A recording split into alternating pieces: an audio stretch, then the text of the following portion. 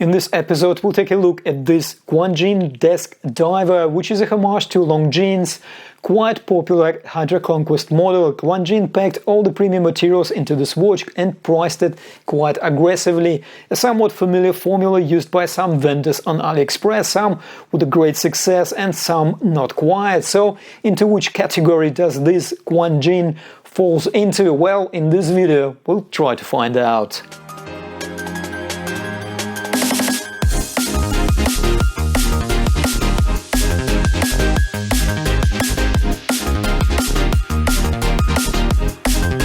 Hello and welcome to the channel. I'm going through the backlog of the watches I've got for review, and I'll be posting those reviews in the coming weeks, so don't forget to subscribe so you don't miss anything. So, GUANQIN Official Store on AliExpress sent this watch to me for free and I don't have to send it back. In return, they asked me for a comprehensive review and, of course, to point you to their store on AliExpress, and there will be a link in the description of this video. Also, if you are watching this review before 11/11 sale, GUANQIN offers some good discounts on this already very competitively priced watch, so do check it out. GUANQIN offers this homage to Longines' popular Hydroconquest model in 5 different colorways, which include quite interesting two-tone options as well.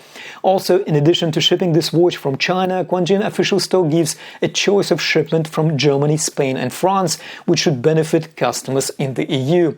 And this watch normally retails at $99 US, however, there are further discounts available during the sales, including the 11/11 one, so you could possibly shave off another 10% of the price of this watch. Packaging fits the price point of this watch very well, which is good.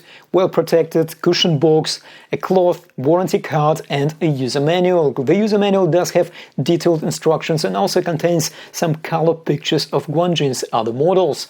And of course, we get the watch. Dimensions. Measuring the diameter of the bezel, which is ever so slightly protrudes over the case, we get 40 mm. This watch has 20 mm lugs. We have just over 12.5 mm case height, good proportions that should work on most wrist sizes. This watch also has inverted end links, which gives us a nice and compact end link to end link distance of just over 48 mm. All in all, a well-proportioned head of the watch, and thanks to a nicely curved lugs, we get a very comfortable wrist fit.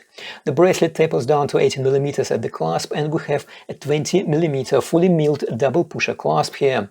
I like the bracelet and the clasp, however, there are some caveats that need to be highlighted, and we'll come to it a bit later in this video.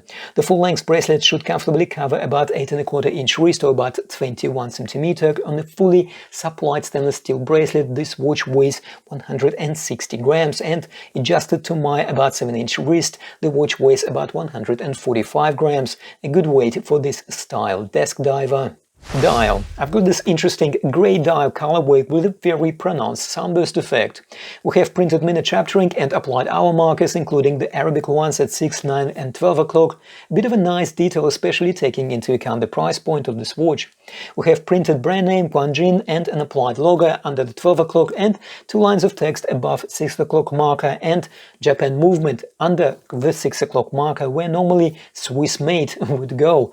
In general, high marks for dial execution to GUANQIN, however, 0 for originality. We have well-framed date at 3 o'clock position. The date is crisp and very legible. We have sort of gold-tone hands fitting well with the color scheme of the hour markers, and to finish it off, GUANQIN install a kind of mirror-polished rehaut, which further adds to the premium look of the dial.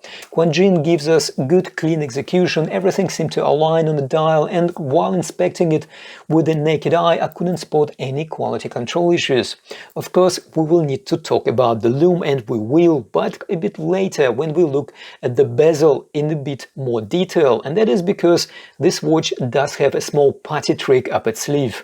Crystal. We have a flat sapphire crystal here. The crystal is ever so slightly raised above the bezel. There is somewhat a hint of anti-reflective coating here, because the crystal seems to deal with the reflections a bit better than just the plain glass. However, I couldn't find anything regarding air coating in the listing. Still, the dial is quite legible at various viewing angles. Bezel. We have a unidirectional ceramic bezel here. This is one of those strange 88 clicks bezels, although the bezel action is pretty good taking into account the price point of this watch. The clicks are consistent and reassuring, there is very little backplay, the grip is good, and the resistance is sufficient as well. Although the resistance is probably a bit on the light side, but not light enough for the bezel to shift on its own by accident. And yes, it is ceramic, which means a good scratch resistance, which will help this bezel to stay looking good, new and shiny. The bezel markers are engraved and are printed with lume, and this is a right time to put up the lume shot.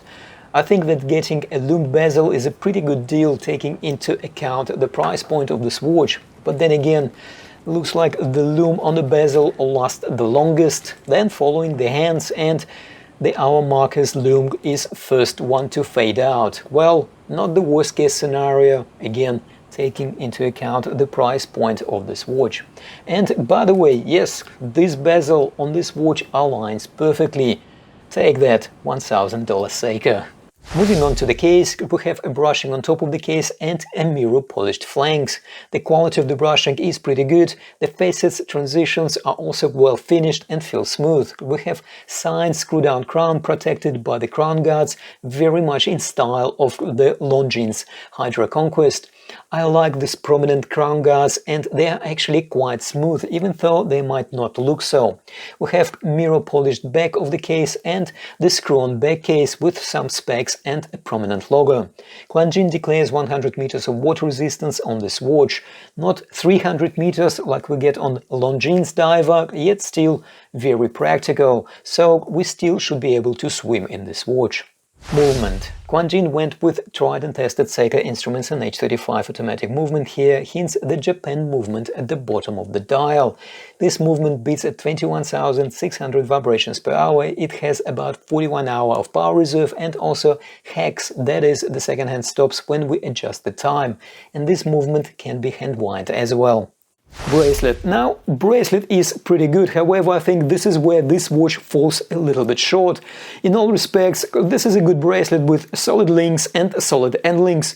The links tolerances and the finish are not the greatest, and there is a bit of a rattle, although taking into account the price point of this watch, I'm mostly okay with it. Then the clasp, which is coincidentally very similar to the Omega Seamaster type clasp, so the clasp is actually pretty good too. The clasp is signed, which is nice, it is fully milled, it has a good and robust double pusher action, and even features a diver's extension, which is probably not that necessary on this 100-meter water resistance watch. However, what this clasp doesn't have is the macro adjustments, and due to the absence of any half links on the bracelet, adjusting this bracelet accurately to your wrist might be somewhat challenging. And this brings us to another complaint that I have about this bracelet. But before we continue, if you find this review helpful, do smash that like button. I was told it is very important for that YouTube algorithm. So, for some peculiar reason, GUANQIN will only allow us to remove 4 links from this bracelet, leaving us with 5 non-removable links on each side.